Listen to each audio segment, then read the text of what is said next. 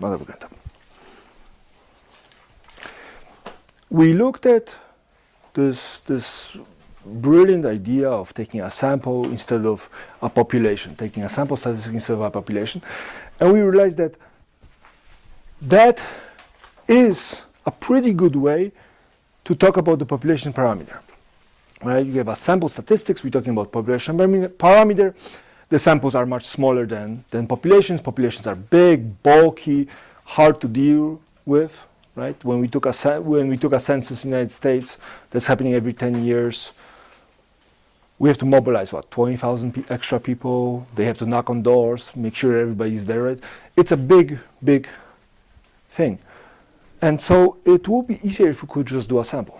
And here's the problem: how good are those samples? Right? We would like to believe that the bigger sample we get, we're gonna get it right the first time around, but the question is how good. And so what we are going to start talking about today is we're going to start talking about confidence intervals.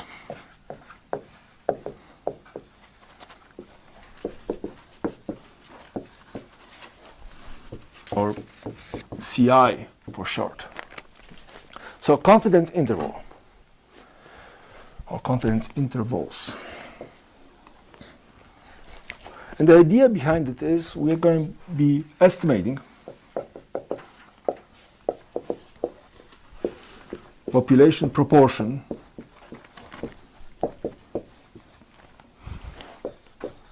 from sample proportion.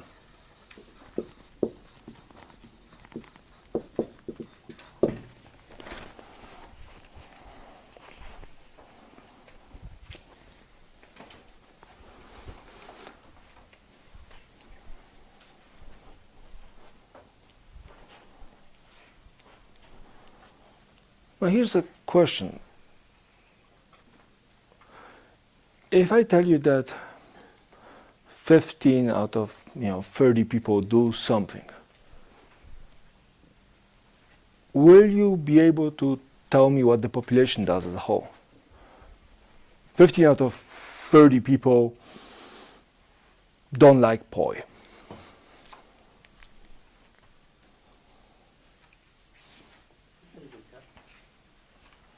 So the question is, how about the population? What can we say about the population?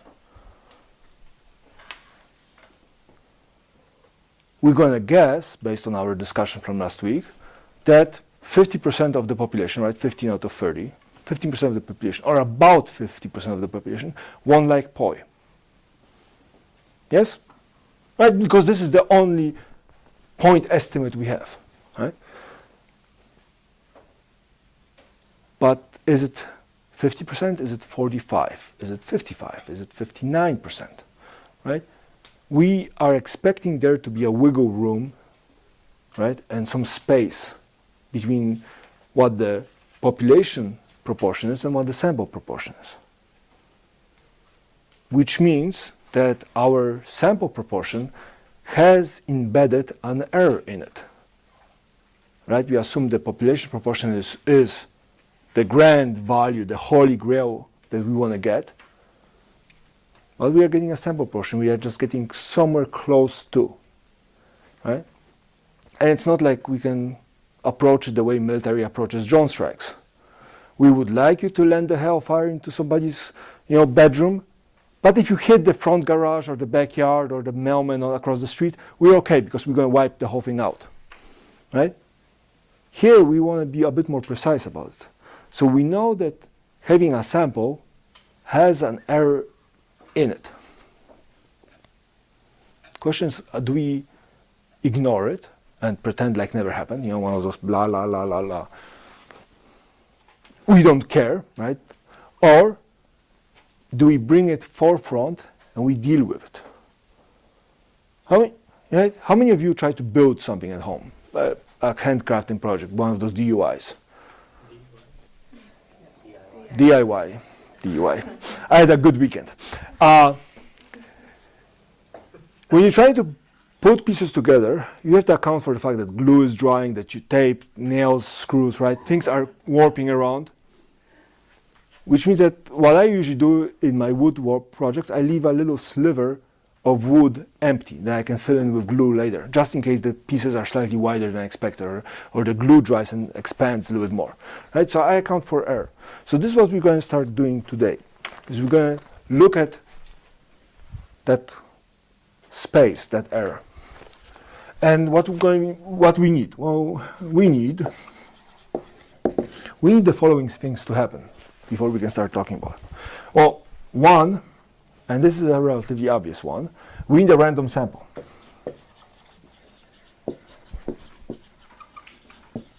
Right? We cannot talk about the population and just say, hey, this population is this. No, we need a sample. We need to test, check something. So, sample. Two, we're talking about proportions. We're going to start talking about proportions. And proportions behave like binomial distributions, right? We have a success and failure. So we need the conditions for binomial.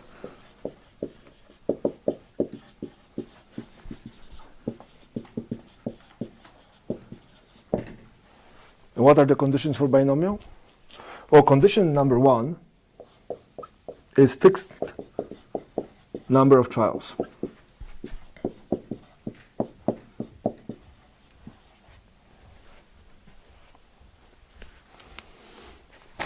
Condition number two, those trials are independent.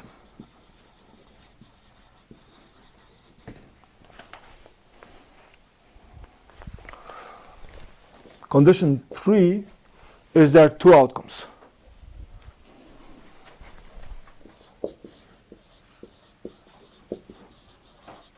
What are the two outcomes? Success and failure.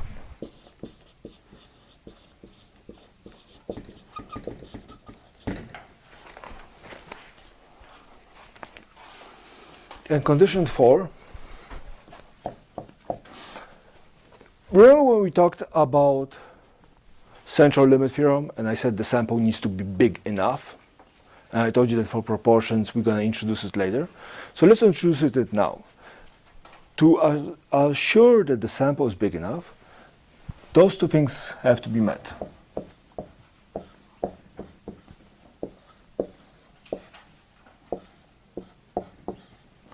P hat times n has to be bigger than 5, and Q hat times n needs to be bigger than 5. What I'm saying is if you are flipping a coin, your sample, you need to sample at least 10 flips to talk about the population.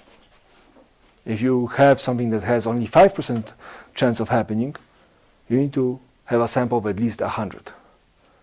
And if you have something that has a 0.5% chance of happening, you need to sample it about 1,000 times, probably more, to make sure that our sample is big enough. Okay, so that's condition 4. So we have those four little things. And again, the big note here is we have no idea how good the sample is.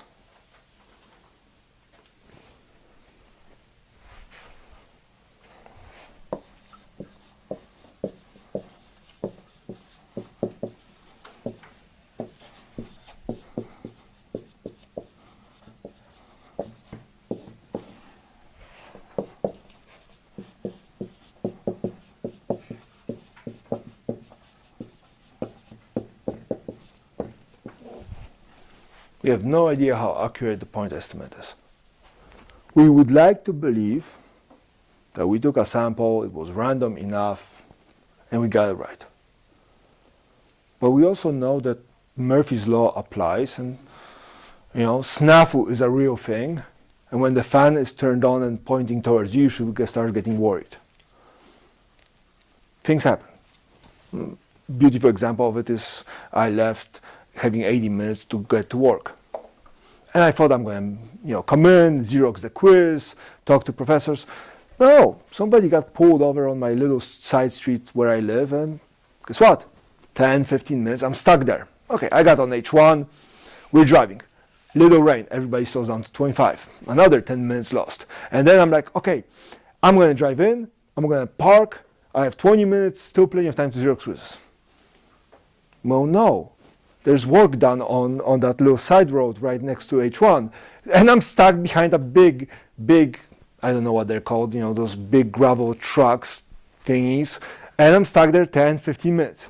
And I'm like, okay, I'm going to go in, park, I'm going to walk, I'm going to do quizzes on Wednesday.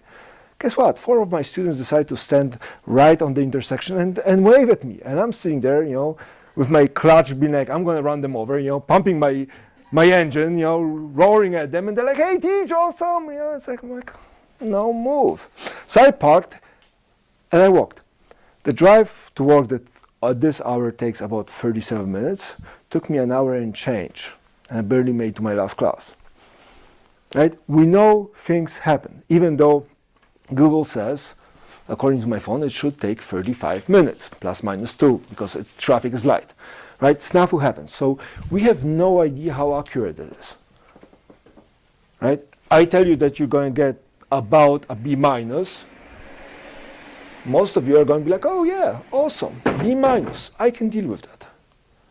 Yeah, but how accurate is that? Is it going from A minus to a C minus? Right? It's going from A to C. Like, how wide is this? Right? How big is our confidence interval? Because we don't know how accurate it is. So talking about this, we should look at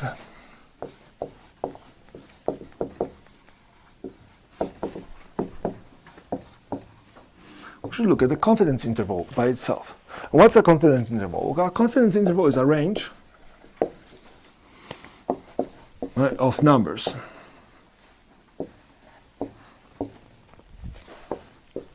used to estimate a population parameter.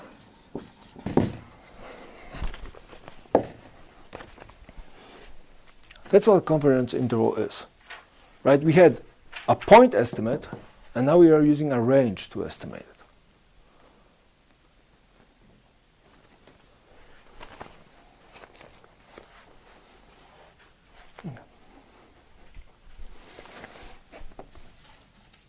So let's look at the features of a confidence interval. So one is confidence.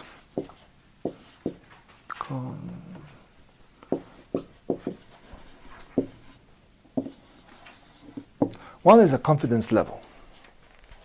We are talking about a confidence interval.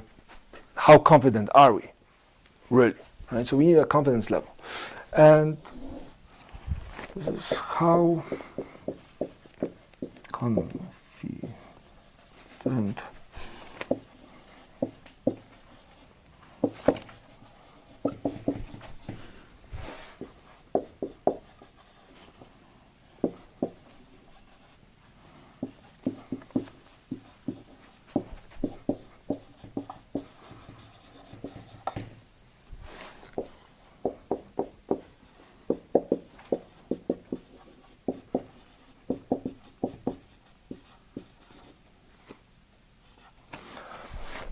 So how confident you are that the actual value of population parameter will be inside the interval. Right? So we are creating a little segment and we say, hey, we are this confident the population parameter is somewhere inside of it. Is it close to the left, close to the right border, right in the middle? We don't know. And we are just happy that it got inside. Right? Shotguns are one of those intervals. Right? If you look at a handgun, that's a point estimate. You hope you hit it. Shotguns are more of an interval, somewhere between here and here. We hope you stand somewhere between here and here when you get hit. Statistics to guns, NRA. Which, by the way, got created very close to KKK. It makes you wonder. Anyways, there's a symbol for it, and that's 1 minus alpha. We define confidence level as 1 minus alpha. So if I say confidence level, I mean 1 minus alpha. So I can see people having questions. What's alpha? And alpha is defined as the complement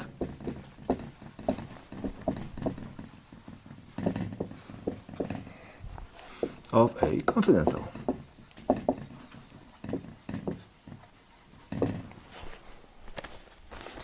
So confidence level, or in the future I will use CL to define it, is how confident we are, and we just designate 1 minus alpha to describe it. And then alpha is designed as the complement of the confidence level.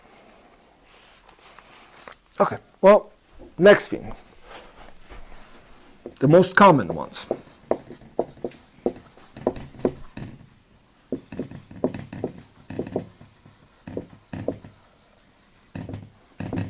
The most common confidence levels, and those are the ones that you usually see on TV when people talk about statistics.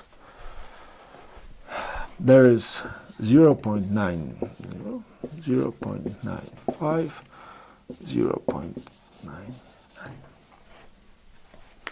90% sure, 95% sure, and 99% sure.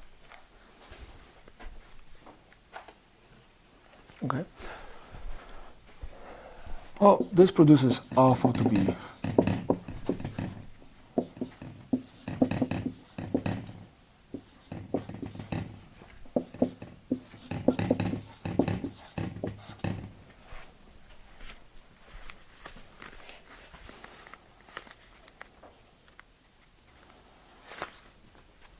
confidence level plus its complement should give you 1.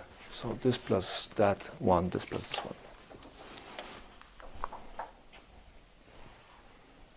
Is confidence level same as error margin of error? No. They're connected, but no, they're different. We're getting to that. Okay. All right, let's do some English.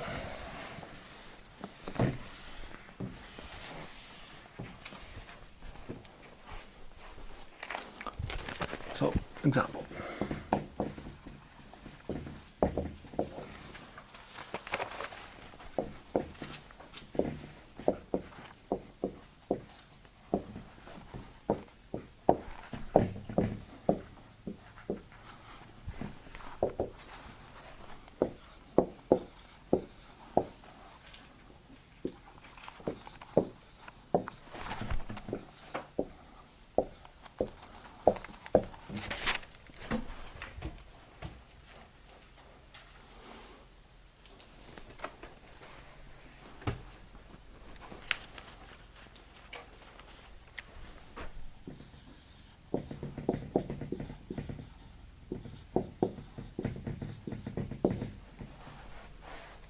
So we're going to do translation of that statement.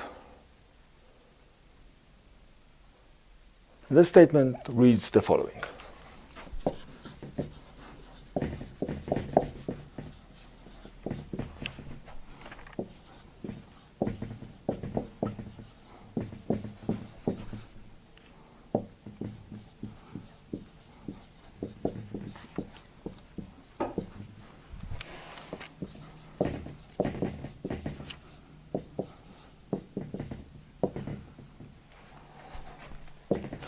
Don't you like answers that start with I don't know?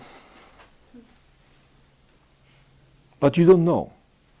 What you have, right, is you have some population and you took a sample of it and you have a proportion of success. Sample proportion of success. We don't have the population, so we don't know what the population is. Right? But we're going to say, hey, I don't know what the population proportion P actually is. I don't. Do you? No. Exactly. But we are, this is a neat trick. I don't know, but I'm going to blame us if we screw up. So I don't know, but we are, right? We are 95% sure, right? 95% confidence, right here, pretty sure, that it will fall between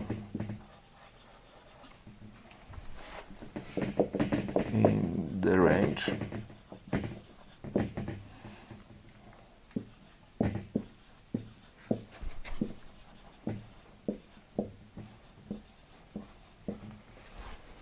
that, but we are 95% sure that it will fall between 0.381 and 0.497, or in the range, or between those values, or in the interval. However you want to say, that's up to you, but this is how we read this statement. When we get closer to the end of the semester and you're doing your final, I'll be squinting my eyes at you, but this will be an acceptable answer. Till we get there, till I'm absolutely confident that you know that this means this, I'm hoping for this kind of answers. I don't know, but. Okay, so that's peachy. So we have this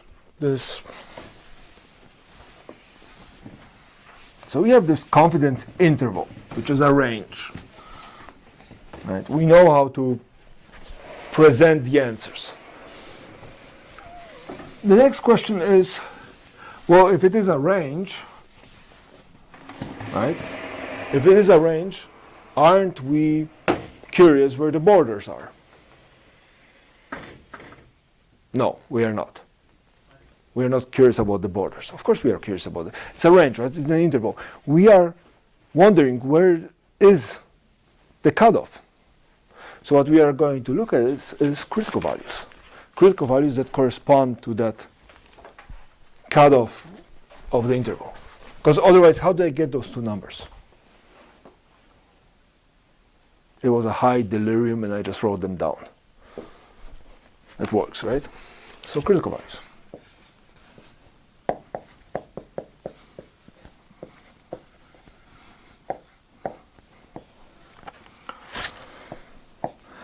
And critical values, what are critical values? Well, a z-score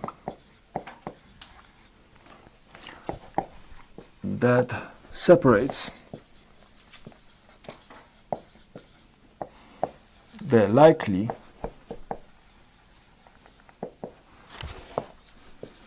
region from the unlikely region.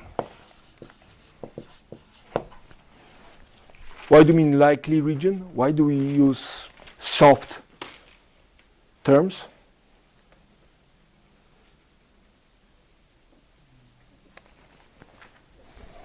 Because we don't know. Right? Because we don't know, we're starting to make statements, hey, we are 95% sure it's going to be here. Are you sure it's going to be here? No, we are 95% sure it's going to be here. Right? This statement is no longer, I know this is the cutoff. I'm saying, hey, I think those are the cutoffs based on the confidence we have in the statement. Okay. Well, it says a z-score. When it says a z-score, what we are thinking? We're thinking the most beautiful curve out there. And I don't mean the Coca-Cola bottle, I mean the standard normal distribution. Behold the greatness. I know it's Monday. I know you weren't ready. As Kevin Hart would say, they weren't ready. Very good. More Netflix, good for you guys. So, where's the likely reason? Where is the likely region here? Why not put it smack in the middle? The likely region is here. Somewhere.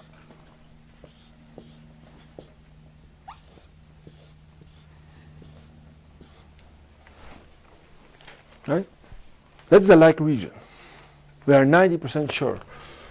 Somewhere here. The question is, how big are those spaces over here? This whole thing, Is that 5%? no. the whole thing has to be 1, right? Because it's a standard normal curve, we force the area to be 1. Which means that if the middle part is 1 minus alpha, that means that those two pieces together have the space of alpha, right? It's the complement. This is the complement of the middle, right? Each side is half. Yes, because they're symmetric.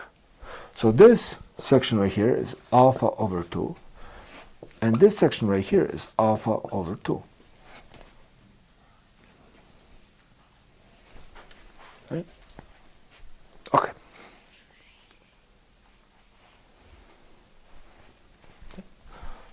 This is the confidence level.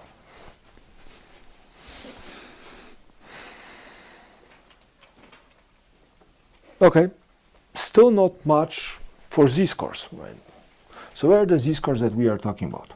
Well, the z-scores that we are talking about are right here. This one. Now, we cannot just call it a z because we've been using z for z-scores, all of them.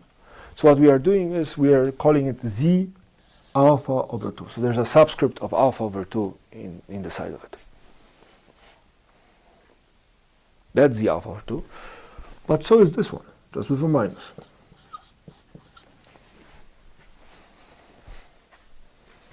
And those are the critical values. Okay, theory great. Let's practice.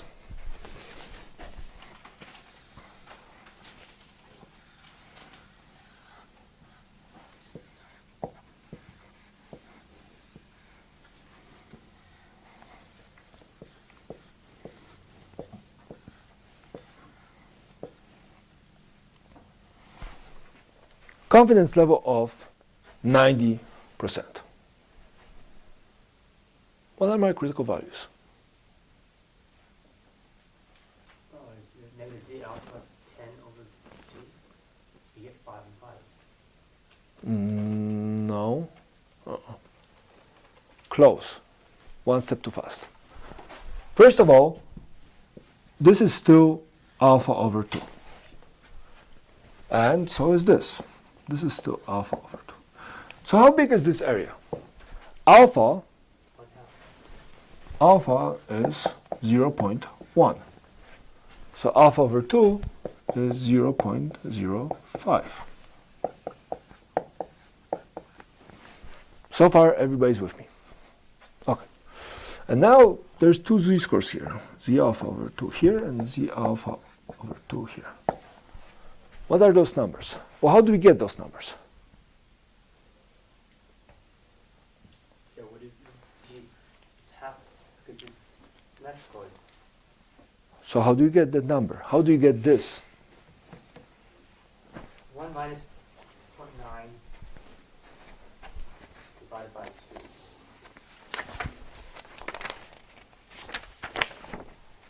Or that.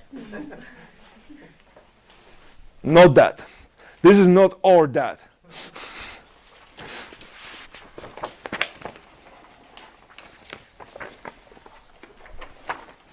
Remember I told you you need to be good probability into z-scores and z-scores into probability? Today I'm going to assume you're good at it. Good at it. So how do we get it? Alpha over 2, 0.9 and alpha over 2, those are areas or probabilities. Yes? Which means that when we are looking for them, we're going to look in the meaty part of the table. Now, we know that the table reads area to the left. So this z-score is going to be responsible for 0.05 of the area, and this z-score is going to be responsible for 0.9 plus 0.05, so 0.95 of the area. So you have to look up this and this inside of the table to get the two z-scores. Is everybody comfortable doing so?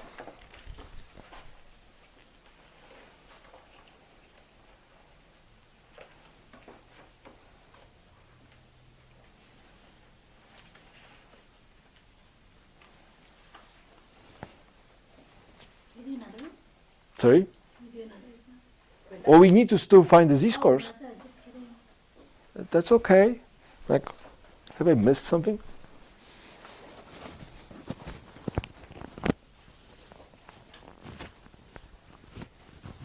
Finding the percentage is easy. Well, we have the percentage. 5%, 95%. Finding the z-score. All right, so we're going to take the table. 0.4801. Sorry? So we're going to take the table and we're going to look for 0.05 in the inside of the table.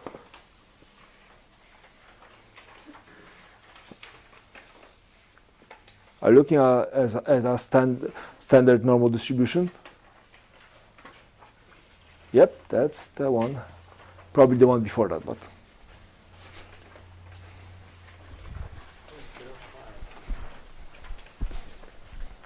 0.05. no, you're in binomial.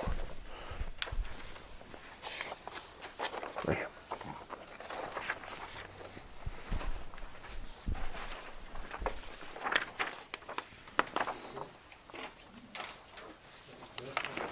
Right here. Right there. Oh, yeah, right there. Yep. Yep, you're looking at the right one. Yes. Excellent. Okay, we're going to have to have a class at some point on which table used for what. No, we're not looking at the z. You're looking at the z-score. We're looking at the probability. She's right. You're looking at the meaty part. You're looking at 0.5 or 0.05. 0.05. You're looking at it over here. 0.05. 0.05. Where is that? Sorry? Right here, right? No, It's a very bottom. that's a z-score. I'm looking at probability. This is probability. This is probability. So you need to look at here and then find the z-score. Not look at the z-score, find the probability. Okay.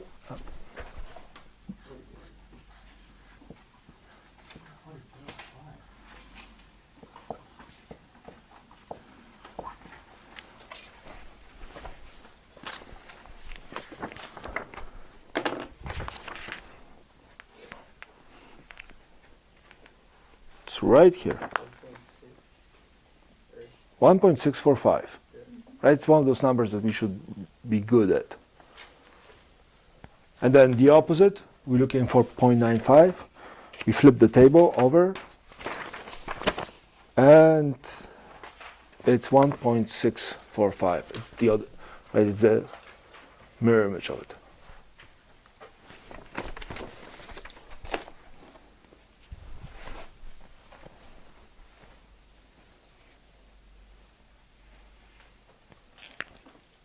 You found it?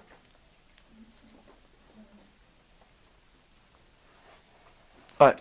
While people are catching up, let's do two more.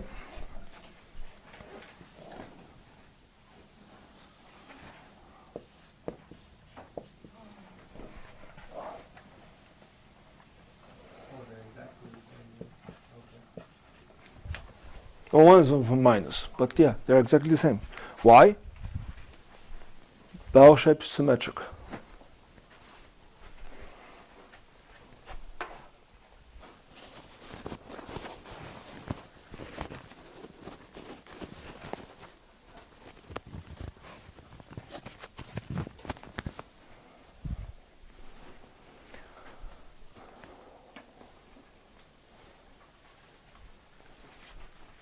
Yeah, let's do two more. Told you guys, the beating will continue till morale improves.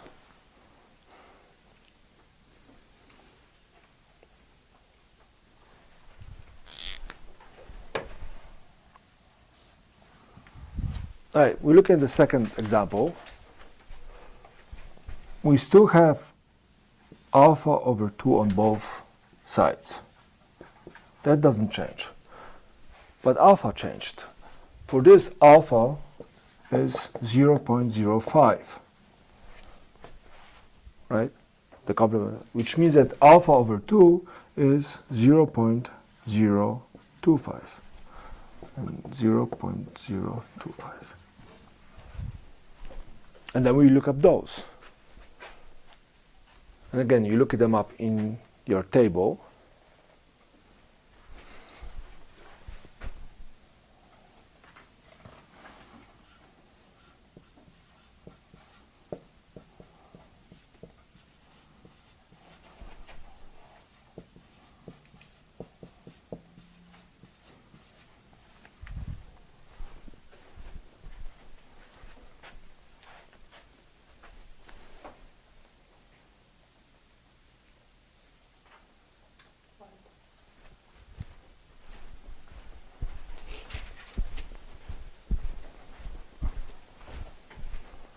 Zero point zero two five 0.0 two.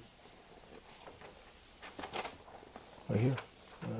25. Oh, damn. Where did you find it?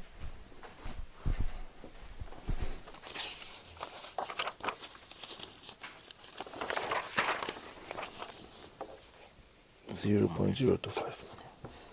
Right, probability z-score. Guys, would you like me to print you, I don't know, 10 problems on how to do probability to z-score, z-score back to probability? Just so you get comfortable looking things up? We can call it participation take-home quiz for the weekend kind of thing. Okay.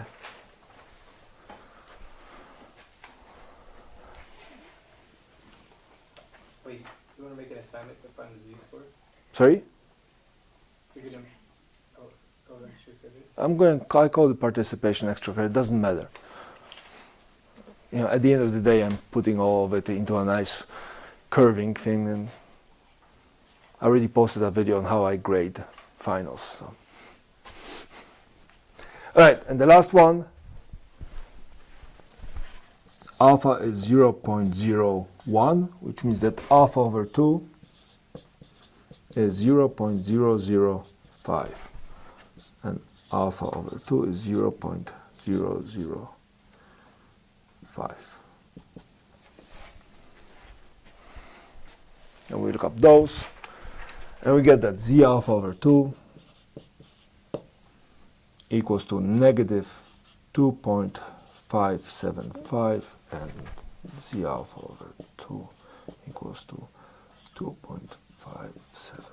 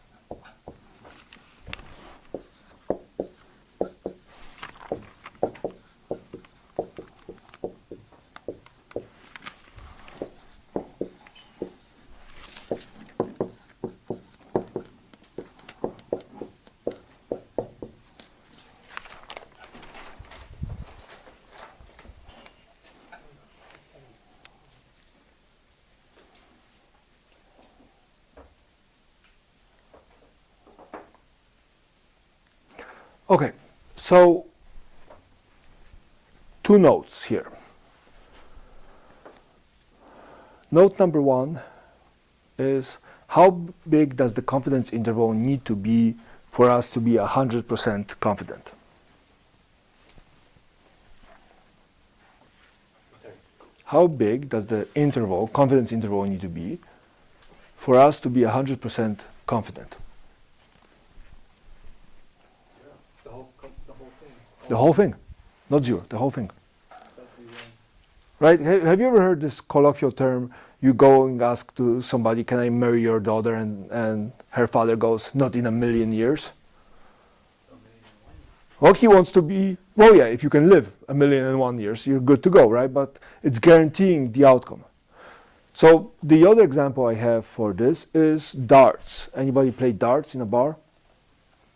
Right? Or know what the sport is of throwing darts? Okay. So how confident you are that you're going to hit exactly that little spot that I told you to hit? How confident are you? The double bullseye? Dart in a dart in a dart kind of thing. We're not sure. Oh, say we are cocky 1%. Right? What are the chances you're going to hit the red circle? 5%, right? What are the chances you're going to hit the second middle circle? 10%, right? What are the chances you're going to actually hit the dart board? Oh, like 95%. I was going to go with 50, but sure, let's go with 50. 60%, right? I'm going to hit that. What are the chances you're going to hit that wall? No. Let's say 80. What are the chances you're going to hit the wall and the ceiling or the floor in front of you? How drunk are you? 100%. Well, I play darts with Irish people, so it's like 9 beers in, right? So I'm going to say 95. What are the chances you're going to hit anything inside of the bar? 100%. Sure, right? This bar doesn't have windows. If it has windows, that drops rapidly, right? But if you want to have 100% certainty, you need to include everything, right? We're saying we are 90% sure your car will get 25 miles per gallon, right? And the interval is between 20 and 30 miles per gallon. We are 90% sure. Is this what you're going to get? Not necessarily, right? You could be stuck in traffic and keep on burning 8 miles per gallon and just not get it. Or you could be cruising, perfect temperature, car is not overheating, gasoline is great, and getting 40, right? If I want to make sure that I sell a car and I don't lie to the customer, say I'm 100% sure you're going to get between -2 to 150 miles per gallon. I haven't lied to you, right? And there's no chance I will. So when we are talking about confidence intervals, we are talking about a range, and the range gets wider the more confident we want to be. If I don't care, I can get very, very narrow. But if I do care, I have to go very wide to be sure. Right, and that brings us to the margin of error.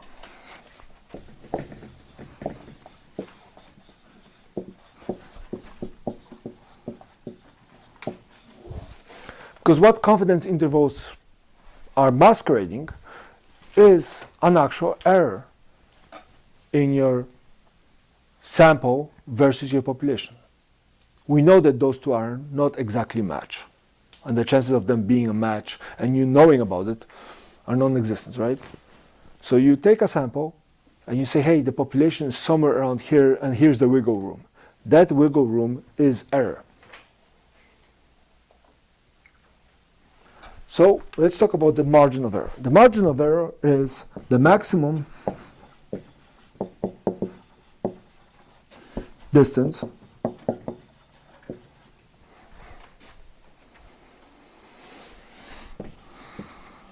between what?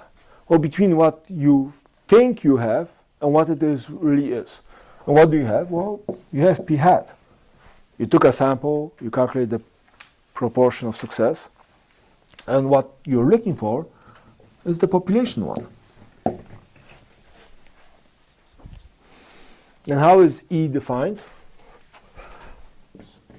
By the way, margin of error has this very, very thoughtful letter for it. It's E. So E is defined as Z alpha over 2 square root of P hat times Q hat divided by N. What's N? Number of values. Number of trials, sample size, right? Okay, so that's E.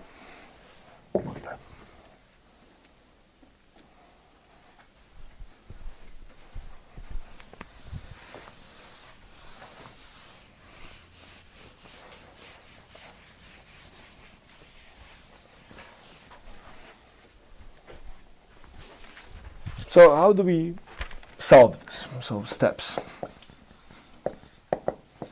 Step one, we need to take the sample.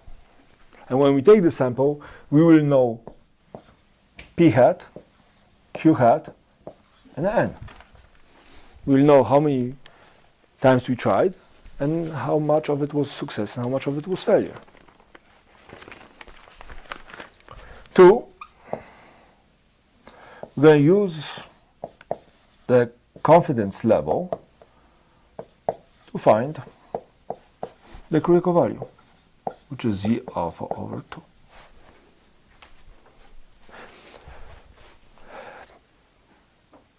Every case in this class, I think every case in this class, you're going to get a confidence level or an alpha to deal with. But when you get to your projects to do for, I don't know, 310 or 305, PUBA 310 or 305, you might have to create your own confidence level. Right? In this class, I will provide you with the confidence level. If you're lucky, it's one of those three. If you're unlucky, it's like a confidence level of 82%, because I'm feeling cruel. And you have to be able to do this. And how do you do it? You do it exactly the same way. So having a confidence level, you find it. 3, we find the E. And by that, I mean, don't start looking into your couch for those reminiscences of the last great party, because that's not the E we're looking for. We're looking for the margin of error, which we defined as E equals to Z alpha over 2 square root of P hat Q hat divided by N. And lastly, we're going to construct the confidence interval.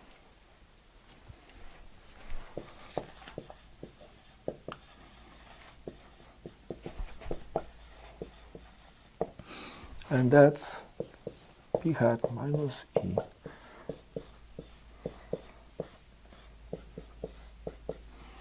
which we are saying, hey, the population parameter is somewhere between the sample minus the error, sample plus the error. How sure are we? Confidence level, we are sure it's going to end. It's also written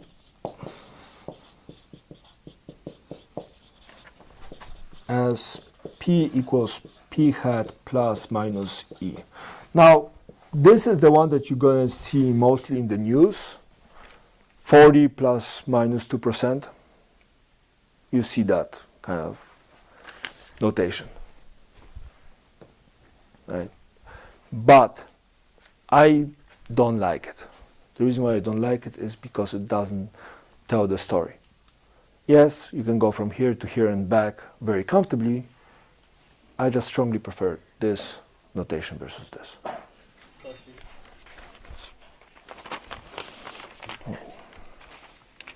Example? Oh yeah. Everybody's excited about the example. All right, so let's do example. Let's go.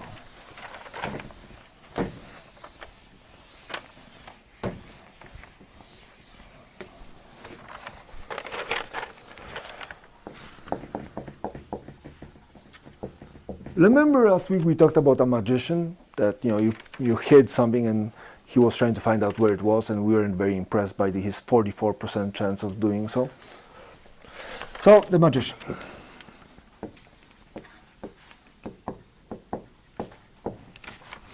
The magician, there was 280 trials and 123 were correct.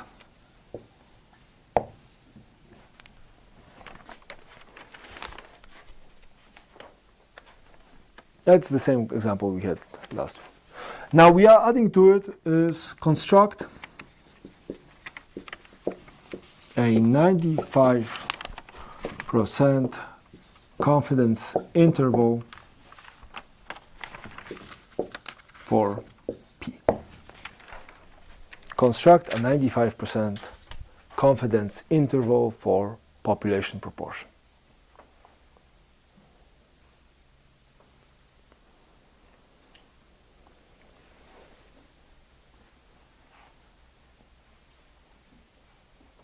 Well, what's step one? Step one, we're dealing with a sample.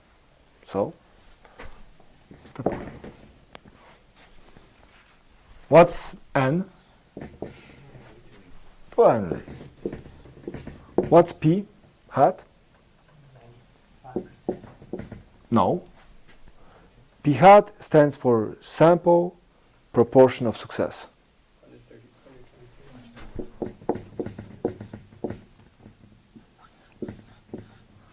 And we had it last class, we had it at 0.44. Now here's mistake number one. You're going to be applying this into another formula, which means that if you round it here, there's an off chance your number will look very different than mine. And by very different, I mean to the point where I'm just going to cross it out because it looks different. So what we are going to do is we're going to actually keep more digits. I'm going to keep 2 more. Right? So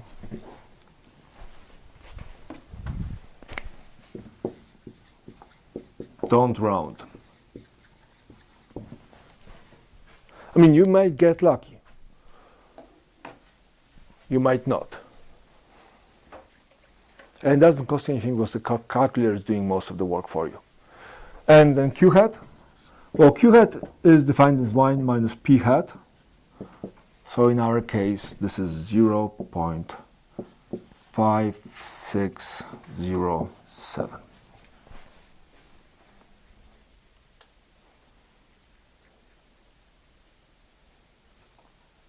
Okay, step 1, 2, done. Is there a reason why we don't round? If you round here and then you plug it in here, It's not going to come out the same number then.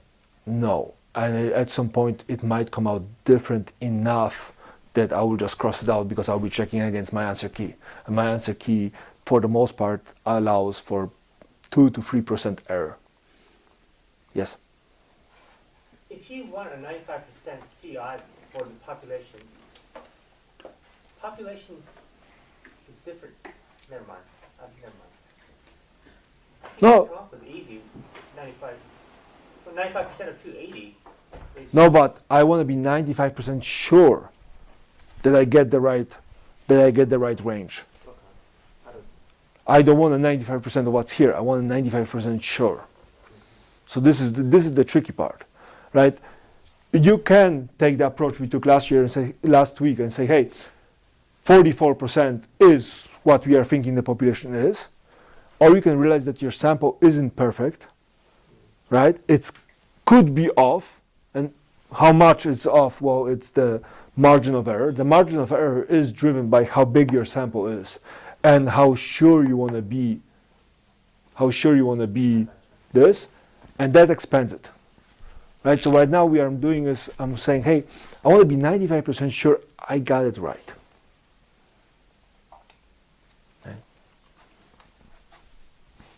Okay. Step 2. Step 2 is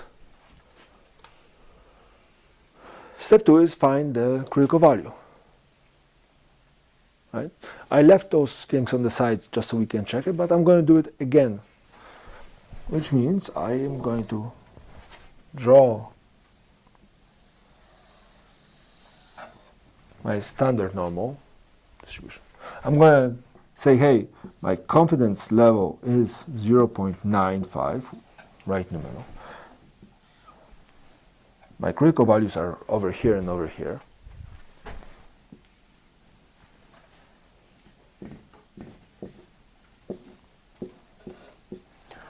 Which means my alpha is 0.05, which means my alpha over 2 is 0.025.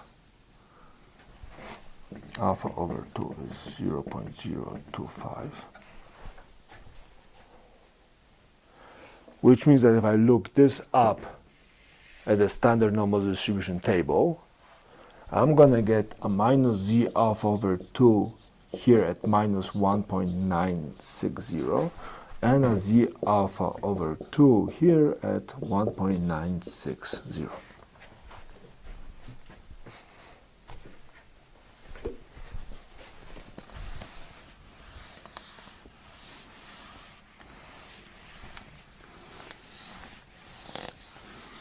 Now, I'm not doing it again because we need to rewrite it.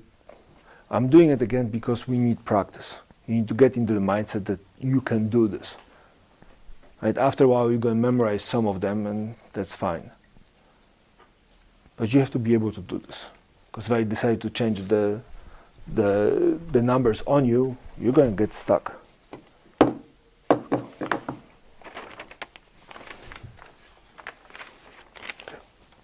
All right, we got to step 2, and here's my question. What was the fourth condition that we needed for confidence intervals when it relates to proportion? There's 1, 2, 3, and I erased the fourth condition. What was the fourth condition? Sorry? Yes, which means what? It means that the sample is big enough, it's sufficiently big, and p hat bigger or equal to 5, and q hat bigger or equal to 5.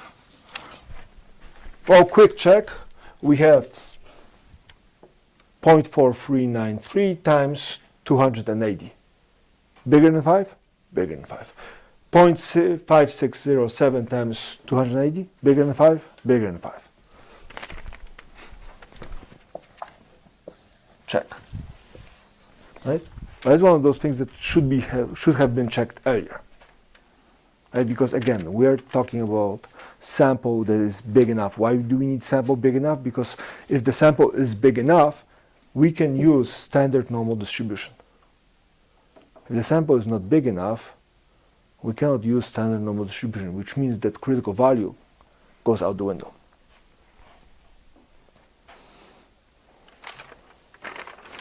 All right, let's find E. So step 3, E. E was defined as Z alpha over 2 square root of P hat Q hat divided by N. So that equals to 1.960 times square root of 0.4393 times 0.5607 divided by 280. That was our E.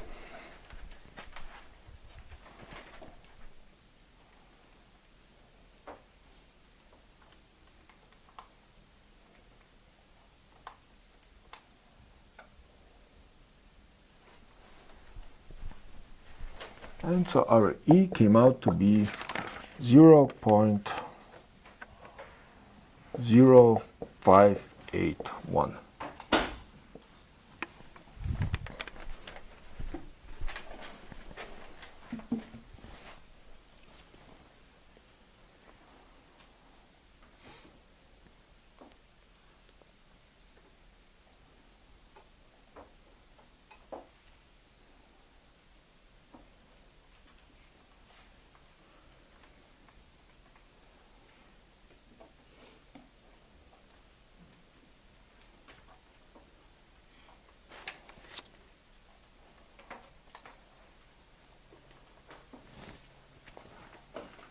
Okay, so step 4, P hat was 0.4393 minus 0.0581 is smaller than P, smaller than 0.4393 plus 0.0581. That comes out to be 0.3812. Smaller than P, smaller than 0.497.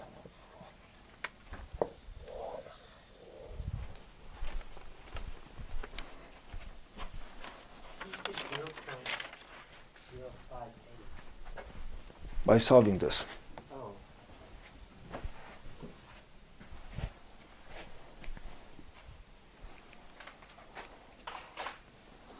After you plug it in, you get that.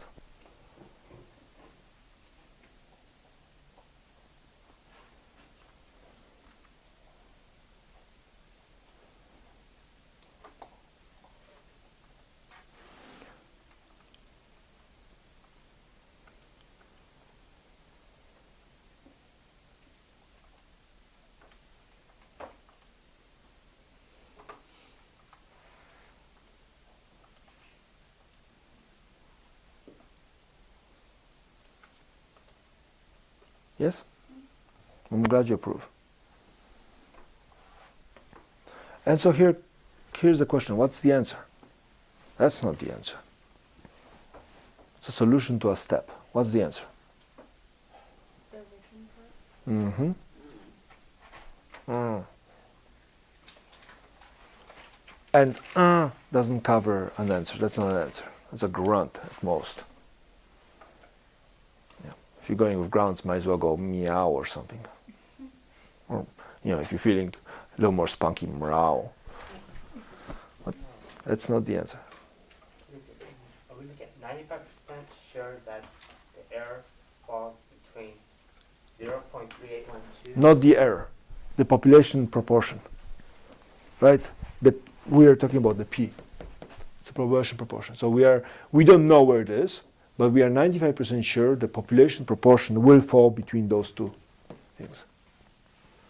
Right? I don't know, or we don't know what the population proportion is, but we are 95, or I am 95% sure that it will fall between those two.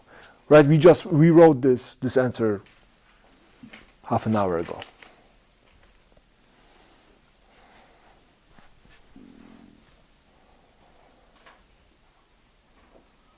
And what does it mean?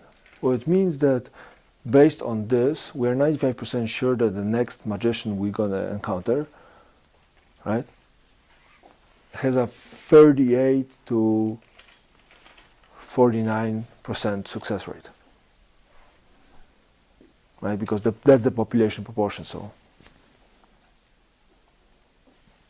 right? Again, could a single magician do better? Yes. Could it do worse? Yes. But the population proportion is this. It's somewhere there, and we are 95% sure. Right? We have to get comfortable with the idea that we not only are not completely sure where it is a range, not a specific place.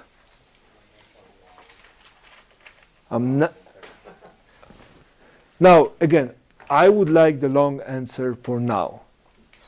When it comes to the final, by then I'm assuming you know what you write, so we can write that short,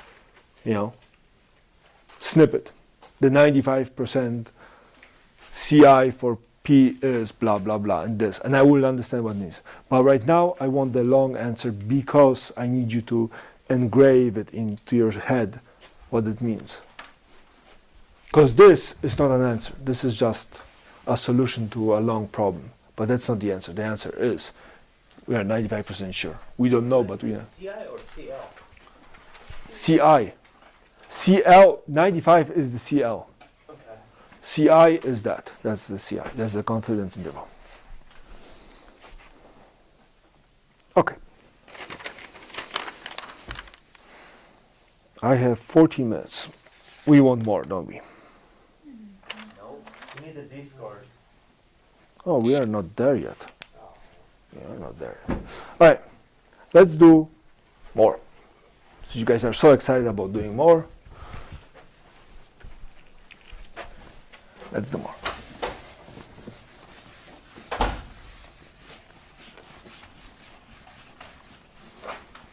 Is everybody comfortable with how we did this, step by step? Okay. There's a couple problems that require you to do this, and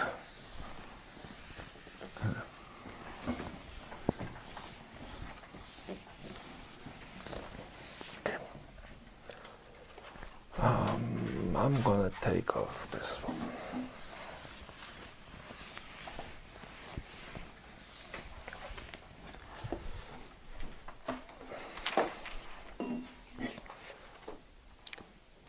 So this procedure follows if you want to find a confidence interval based on a required confidence level.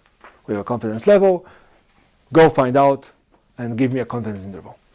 What happens if your boss says that he wants to be 95% sure it's within 1%, for example?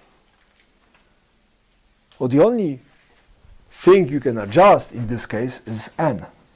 Right? N allows you to drastically reduce the error by just taking a bigger sample. Right? The bigger sample you take, the smaller the error is going to be. So what we are going to do right now is we're going to look at finding required sample size.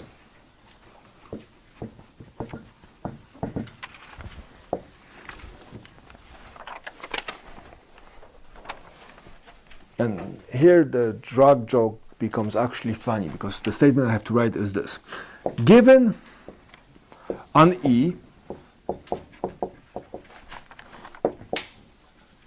you can find the sample size needed to get that E. Given E, you can find the sample size needed to get that E. Given E, you can find a party big enough to get E. This is so this is where the E part starts getting funny. Okay. Well, let's look. Why are you looking for it?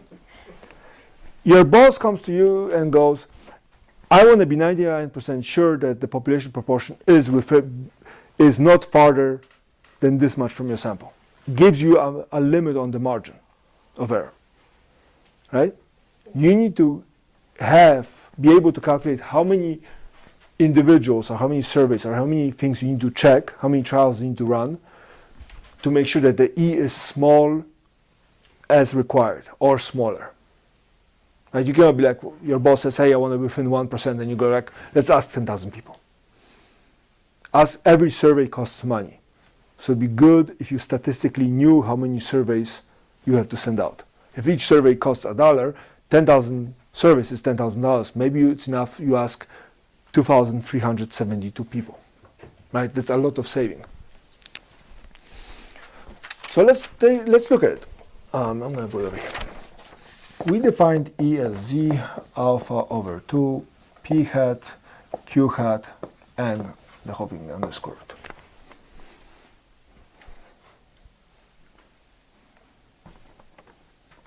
I'm going to square it. So I'm going to go E squared equals Z alpha over 2 squared times P hat, Q hat divided by N. First thing on squared. Second step is I'm going to multiply by N. So it's N E squared equals Z to alpha over 2 times P hat times Q hat. And then I'm going to divide by E squared. So I'm going to go E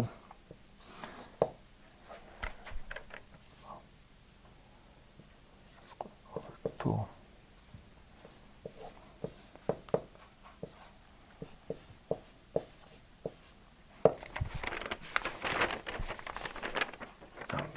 Yeah, let's put it up.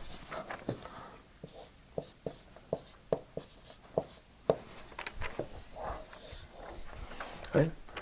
Now I'm putting the math up there just in case you have to do it by yourself, but that's the one that we are looking for. This is the formula we're looking for.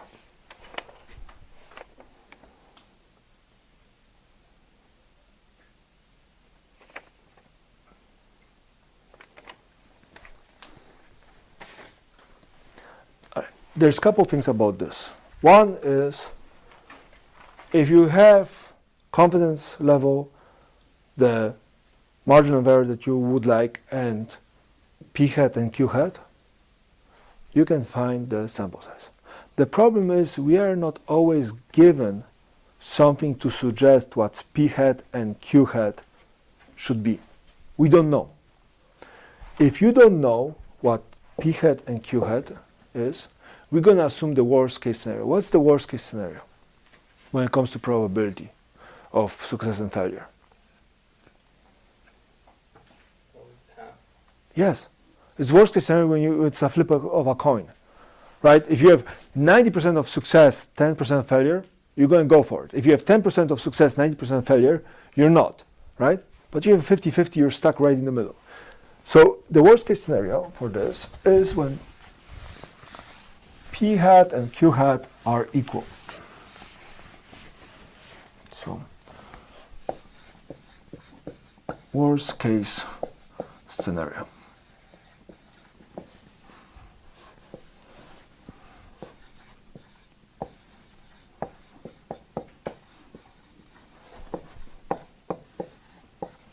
We don't have P hat, Q hat. So we assume that P hat equals Q hat and equals to 0.5. Which means that this formula right here changes into n equals to z alpha over 2 squared times 0.5 times 0.5, so 0.25. Right? This is 0.5 times 0.5 P hat Q hat divided by E. So if you don't know what P hat and Q hat possibly could be, or you don't have a preliminary survey down, and you're just going in blind, this is the formula. This will provide you the biggest number of samples you need to take to guarantee the results. Because if P hat was 40% and Q hat was 90, that number is going to be smaller, and we're going to get smaller and smaller and smaller. Right? So a preliminary survey just to figure out what P hat and Q hat are might be in order, and then you can have some thing to work with. Okay, do we have time for an example? No. 5 minutes, we have plenty of time. It's an 80-minute class, not 73-minute class. Okay.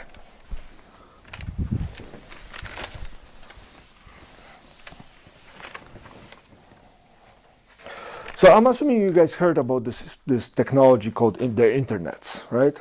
It's been around for a little bit, not very popular, a couple people do it, and then there's this thing called email, right?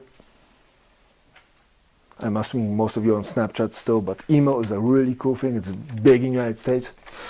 So the example we're going to do,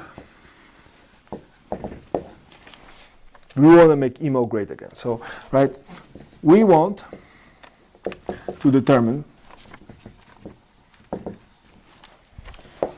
the percent of people in US who use email at 95% confidence level.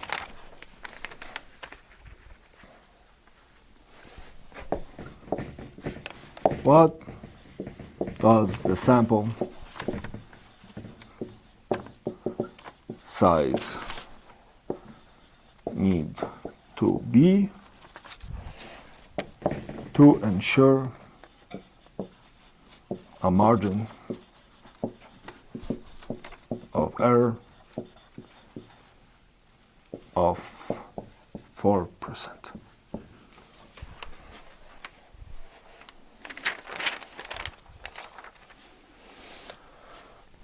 And it has two parts. Part A is, what's part A? In 1997, 16%, 16 or 16.9, 16.9. 16.9% people used email. That's case A. Case B,